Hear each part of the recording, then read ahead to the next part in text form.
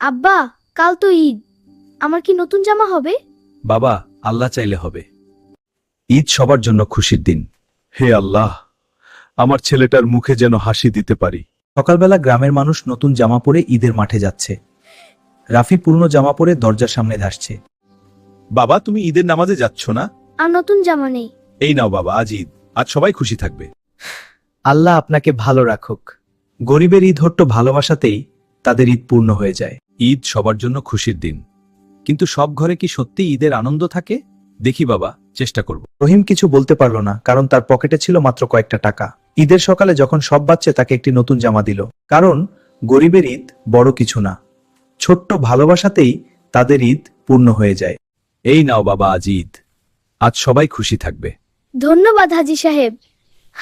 এই ঈদে আমরা যদি একজন গরিব মানুষের মুখে হাসি ফোটাতে পারি, তবেই ঈদের আসল আনন্দ। এই যে তোমার জন্য একটা